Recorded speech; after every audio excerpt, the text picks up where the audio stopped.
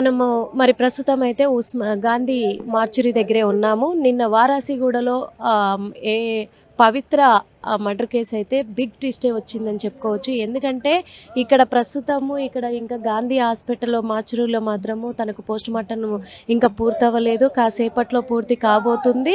అదేవిధంగా ఇక్కడికి పేరెంట్స్ కూడా ఎవరు రాలేదు, కానీ బంధువులు మాత్రమే ఇక్కడికి రావడం జరిగింది.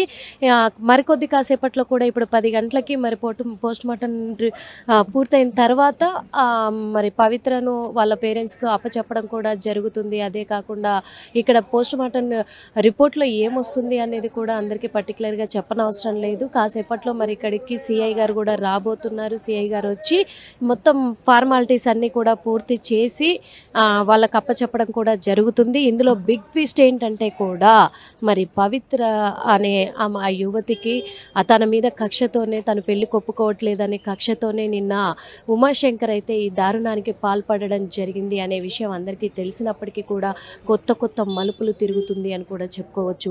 విజయవాడకి వాళ్ళ పేరెంట్స్ వెళ్ళి రావడంతో ఈ గొడవ స్టార్ట్ అయింది. టెంపుల్కు వెళ్ళామని వాళ్ళు చెప్పారు అని చెప్పేసి అన్నారు. కానీ కాదు, అది విషయం కాదు అన్నట్టుగా తెలుస్తుంది పోలీసుల ఎంక్వైరీలో మాత్రము.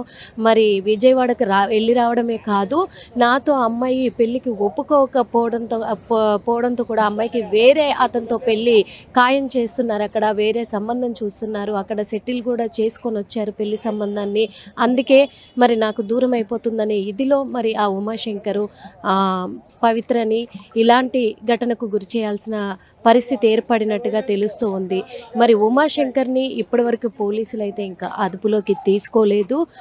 గాలింపు చర్యలు అయితే చేపడుతూనే ఉన్నారు. మరి బంధువులే అయినప్పటికీ కూడా శ్రీకాకుళం నుంచి అక్కడి నుంచి ఇక్కడికి హైదరాబాద్కి బతుకు తెరువు కోసము వాళ్ళైనా వీళ్ళైనా కానీ ఇక్కడికే వచ్చి బతుకుతూ ఉన్నారు. పవిత్ర తండ్రి మాత్రము తను అమాల్ పని చేస్తాడు అని చెప్తుంది. అంటే మేస్త్రి పని చేస్తాడు. వాళ్ళమ్మ మాత్రం మరి ఇళ్లలో పని చేస్తూ ఉంటుంది. పవిత్ర ఇంట్లోనే ఉంటుంది అని తెలిసింది. ఉమాశంకర్ మాత్రము తను టైల్స్ కంపెనీలో తను వర్క్ చేస్తున్నాడు. కానీ ఏది ఏమైనప్పటికీ తనకి మత్తుకి బానిస అయిపోయి తను డ్రగ్స్కు బానిస అయిపోయి కూడా ఇలాంటి ఘాతుకానికి పాల్పడ్డట్టుగా తెలుస్తూ ఉంది. కానీ ఇప్పటి వరకు కూడా ఉమాశంకర్ పేరెంట్స్ అనేవాళ్ళు ఇప్పటి వరకు ఎవరు కూడా తన తల్లిదండ్రులు అందరూ కూడా ఇక్కడే ఉంటారని తెలిసినప్పటికీ కూడా మరి వాళ్ళెవ్వరు కూడా ఇక్కడ అసలు పోలీస్ స్టేషన్కి కూడా వచ్చినట్టుగా దాఖలే లేవు. మరి పోలీసులు ఎందుకు వాళ్ళని ఎంక్వైరీ చేయట్లేదు అనే కోణంలో ఒక మిస్టరీగా మారిపోయిందని చెప్పుకోవచ్చు. అదేవిధంగా మరి పవిత్ర తల్లిదండ్రులు అయితే ఏ విషయం కూడా బయటికైతే వెల్లడించడం లేదు. మనం చూస్తున్నాము వీళ్ళంతా కూడా పవిత్రకి సంబంధించినటువంటి బంధువులే. వాళ్ళ చిన్నాన్న అందరూ కూడా ఇక్కడే ఉన్నారు. వాళ్ళంతా మరి ఎదురు చూస్తూ ఉన్నారు. ఇక్కడైతే ఏం జరుగుతుంది ఏంటి అసలు ఈ విషయం ఏంటి అనేది ఇప్పటివరకు బయటికైతే రాలేదు. ఇప్పటికీ ఏం చెప్పలేకపోయారు తల్లిదండ్రులు కూడా. వాళ్ళు అసలు ఏం చెప్పడానికి కూడా ఇష్టపడట్లేదు కూడా అని చెప్పుకోవచ్చు. అసలు ఇక్కడ ఏంటి అసలు ఏం జరుగుంటుంది అనే కోణంలో కూడా మనమైతే ఒక్కసారి అడిగే ప్రయత్నం అయితే చేద్దాము. చూద్దాం అసలు ఏం జరుగుంటుంది అని. పవిత్రకు మీరు ఏమవుతారు? మేము మామూలు మా గల్లీ అని సూపుకి వచ్చినాం అంతే. మీ గల్లీ అని చూడడానికి వచ్చారు అంటే మీరు ఎన్ని సంవత్సరాలుగా అక్కడ ఉంటారు? వాళ్ళు అది మాకు తెలియదు. మేము కొత్తగా వచ్చినాం. ఇంతకు ముందు ఎప్పుడైనా చూసారా అమ్మాయిని? చూడలేదా? ఆ గల్లీ అని చెప్పేసి ఇక్కడికి వచ్చారు అంతే. Okay done. అంటే ఇక్కడికి గల్లీ వాళ్ళు కూడా ఇక్కడికి రావడం కూడా జరిగింది. కానీ ఎందుకు ఇది ఒక మిస్టరీగా ఉండిపోతుంది అనే విషయం అయితే ఇప్పటికీ తెలియడం లేదు. పోలీసులు బయట పెడితే కానీ తెలియాలి. మరి పోలీసులు అయితే ఎంక్వైరీ చేస్తున్నారు అదే కోణంలో. ఇప్పటికీ ఇక్కడ ఇంకా కాసేపట్లో మరి పవిత్ర పోస్ట్ మార్టం నిమిత్తం పూర్తి చేసుకొని పవిత్ర పూర్తి చేసి తల్లిదండ్రులకు అప్పగించబోతున్నారు. కాబట్టి కాసేపట్లో కూడా మరి పవిత్రని ఇక్కడ నుంచి శ్రీకాకుళం తీసుకెళ్ళిపోతారా లేకపోతే ఇక్కడే అంత్యక్రియలు పూర్తి చేస్తారా అనేది కూడా చూడాల్సి ఉంది. పవిత్ర మరణించడం అనేది చాలా బాధాకరము. ప్రస్తుతం అయితే మరి వాళ్ళ తల్లిదండ్రుల దగ్గరే ఉన్నాము. వాళ్ళు చాలా అంటే చాలా ఆవేదనకు గురవుతూ ఉన్నారు. చాలా ఆవేశంలో కూడా ఉన్నారు. ఎందుకంటే వాళ్ళకు మనం ఏమీ సర్ది చెప్పలేని పరిస్థితి, వాళ్ళ కడుపు కోతను ఎవరు తీర్చలేని పరిస్థితి కూడా. ఇప్పటికీ నిన్న మధ్యాహ్నం 12 12 గంటలకు జరిగింది ఈ ప్రమాదము, ఇలాంటి ఈ ఘటన కూడా. కానీ ఇప్పటివరకు పోలీసులు అయితే నిందితుడిని ఇంకా పట్టుకోలేదు. ఆ విషయంలో కూడా చాలా వాళ్ళ ఆవేదన అయితే వ్యక్తం చేస్తున్నారు. మనతో పాటే మరి పవిత్ర తండ్రి ఉన్నారు, మాట్లాడే ప్రయత్నం చేద్దాము. ఈ టైంలో మిమ్మల్ని మాట్లాడిస్తున్నందుకు ముందుగా మేమైతే క్షమించమని అడుగుతున్నాము.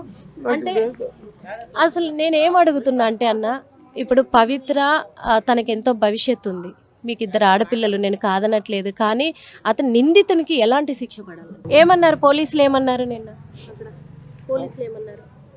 పట్టుకుంటామన్నారు. ఇప్పటివరకు ఏమన్నా పట్టుకున్నారంటన్నా చెప్పారా? చెప్పలేదు. ఓకే, నేను అడిగేది కూడా అదే, పట్టుకోలేదు కాబట్టి ఆ నిందితుడికి ఎలాంటి శిక్ష పడాలనుకుంటున్నారు, ఏంటి అనేది ఒకటి. పోలీసులకు మీరు ఏం చెప్పబోతున్నారు? ఎలాంటి శిక్ష ఏమని అడుగుతున్నారు? ఎలాంటి, ఎందుకంటే ఇప్పుడు పోలీసులు నిర్ణయం తీసుకోకపోయినా కోర్టుకు మీ మనసులో ఉన్నది విన్నవించుకుంటున్నారు, కోర్టుకైనా చెప్పండి అని చెప్తున్నాము.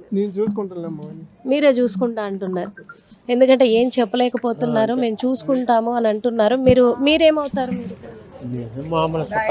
చుట్టాలు. ఈ విషయం పైన మీరు ఏం చెప్పదలుచుకున్నారు? ఏం చెప్తామమ్మా, మాకేం తెలుస్తుంది, మేము పనికి వెళ్ళి వచ్చిన వాళ్ళము, కష్టపడిన వాళ్ళము, నేను చేసినాడు అనుకోకంట మేమేం చెప్పగలం. ఓకే, ఎందుకంటే ఇప్పుడు నిందితుడిని ఇప్పటి వరకు కూడా పోలీసులు పట్టుకోలేదు. ఇక్కడ పట్టుకోలేదు కాబట్టి మీరేమైనా పోలీస్ స్టేషన్కి వెళ్ళారా? మేము వెళ్ళలేదమ్మా, మేము ఇప్పుడు వస్తాం. ఇప్పుడు వచ్చారు, మాకు తెలిసింది ఇప్పుడు వచ్చాను. ఏం చెప్తున్నారు పోలీసులు? ఏం చేయ, ఇప్పుడు నేను జరిగింది ఇప్పుడు వరకు ఎవరు పట్టించుకోలేదు. మరి ప్రభుత్వం ఇష్టం, మరి మేమేం చేయగలం? న్యాయం, ఏ న్యాయం కావాలనుకో? మరి ఏం న్యాయం అంతా నలుగురు అది న్యాయం చేస్తుంది. నలుగురు ఏ న్యాయం చేస్తే అదే జరగాలంటారు. ఎందుకంటే ఇలాంటి ఇన్సిడెంట్లు చాలా జరుగుతున్నాయి, చాలా చోట్ల కూడా ఇలాంటివన్నీ జరుగుతూ ఉన్నాయి. అందుకని చెప్పేసి, ఎందుకంటే 4 రోజులు జైల్లో పెడుతున్నారు, వదిలేస్తున్నారు, మళ్ళీ వాళ్ళు రోడ్డు పైన ఇలాంటి అరాచకాలు చేస్తూనే ఉన్నారు. ఇవి దృష్టిలో పెట్టుకుంటే, ఇప్పుడు ఈ సంఘటనను దృష్టిలో పెట్టుకుంటే కూడా ఇక మీదట ఎలాంటి శిక్షలు అమలు చేస్తే బాగుంటుంది? ఈ ప్రభుత్వం మీద ఆలోచిస్తుంది. మరి మేమేం చెప్పగలం? మేమేం చెప్పలేము మరి. ఓకే, చూసాం కదా, ఎందుకంటే ఇక్కడే అందరు బంధువులు కూడా చేరుకున్నారు. ప్రస్తుతం అయితే పవిత్ర వాళ్ళ తల్లిదండ్రులు కూడా వాళ్ళ బంధువుల ఇంట్లో ఉన్నారు. ప్రస్తుతము వాళ్ళు చాలా ఆవేదనతో ఉన్నారు. కాసేపట్లో మరి గాంధీకి చేరుకోబోతున్నారు. భయ్య, మీరు పవిత్రకి ఏమవుతారు? బాబాయ్ అవుతారు. ఓకే, అంటే మీరు నిన్న అంటే చూసాం కూడా అక్కడ, మరి పోలీసులు ఏమన్నా చెప్పారా? ఒక్క మాట మేము చెప్తాం, కెమెరా ఇది మేము అక్కడ వాళ్ళు మాకు ఆల్రెడీ రెంట్ తీసుకున్నారు. మేము ఇక్కడ వేరే మా అక్క వాళ్ళ ఇంటి దగ్గర ఉన్నాం. ఇప్పుడు ఇక్కడ మేము అంటే ఇక్కడ లోపలికి రావడం కాదు, ఇప్పుడు వీళ్ళు చూసి ఆల్రెడీ ఓనర్ నుంచి మాకు కాల్స్ వచ్చాయి, మీరు ఇక్కడ ఉండొద్దు అని చెప్పి. మళ్ళీ మేము న్యూస్ చూసారు అట్లా వెళ్ళిపోతే. ఒక్క మాట చెప్పండి, పోలీసులు ఏమన్నారు?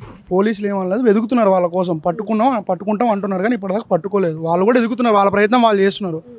మాకు న్యాయం జరగాలని మేము కోరుకుంటున్నాం, అంతకంటే ఇంకేం లేదు. ఎలాంటి న్యాయం? ఎలాంటి న్యాయం అంటే ఏం చెప్తాం మేడం? ఎలాంటి న్యాయం అంటే ఏం చెప్తాం? ఇలాంటివి చాలా జరుగుతున్నాయి, ఎవరు కూడా లేరు కదా దీనికి. ఇప్పుడు ఏం చెప్తాం చెప్పండి? ఏం చేయలేము దీనికి. పట్టుకొని పోలీసులే శిక్షించాలి, దానికంటే మేము ఏం చేయలేము. వాళ్ళు కాదంటే మేము చేస్తాం ఏదో ఒకటి. వాళ్ళు చేస్తున్నారు కదా, వాళ్ళ ప్రయత్నం వాళ్ళు చేస్తున్నారు కదా. ఇప్పుడు వాళ్ళని కాదని అయితే మనం కాలేం కదా. వాళ్ళు చేయని, వాళ్ళు ఏం ప్రయత్నం చేస్తారో చేయని.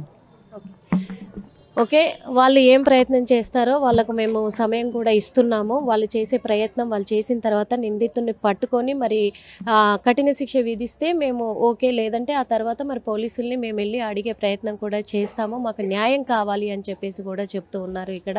కాకపోతే ఇప్పటివరకు అయితే ఇంకా పవిత్రని గాంధీ ఆసుపత్రిలోనే ఉంచడం జరిగింది. మరికొద్ది కాసేపట్లో కూడా పవిత్రని మళ్ళీ తల్లిదండ్రులకి అప్పచెప్పడం జరుగుతుంది. కాబట్టి ఈ కేసును పోలీసులు మరి ఇంకా ఛేదించలేదు. ఇక్కడ ఇంకొక విషయం ఏంటంటే, ఇక్కడ పవిత్రది ఎలాంటి తప్పు లేదు. ఆ అమ్మాయి ఎందుకంటే అతను చెడు వ్యసనాలకు అలవాటు అవ్వడంతో నాకు వద్దు అని నిరాకరించినట్టు మనము ఆలోచించాల్సిన అవసరం కూడా ఉంది. ఎందుకంటే ఆడపిల్ల మీద అలాంటి నిందలు కూడా వేయలేము. కాబట్టే కొంతమంది మీడియా ఛానల్ వాళ్ళు కూడా తప్పుడు తమ్మునైల్స్ పెడుతున్నందువల్ల తల్లిదండ్రులు అయితే చాలా బాధపడుతూ ఉన్నారు. అందుకే మీడియాతో మాట్లాడడానికి కూడా వాళ్ళు నిరాకరిస్తూ ఉన్నారు. ఇలాంటి తమ్మునైల్స్ పెట్టి చనిపోయిన ఆడపిల్ల మీద మరి అబండాలు వేయడం కూడా కరెక్ట్ కాదని విన్నవించుకుంటూ ఉన్నాము. మరి ఇలాంటి దుర్ఘటన ఇంకెక్కడా జరగకుండా ఉండాలి, నిందితుడికి మాత్రం కఠిన శిక్ష అమలు చేయాలని కోర్టు కూడా విన్నవించుకుంటున్నాము. కెమెరామెన్ విజయ్తో Nirmala, RTV. Local to global news at your fingertips. మీ చేతిలో ఒక ఆయుధం. Download Raw TV app. Media legend Ravi Prakash is back.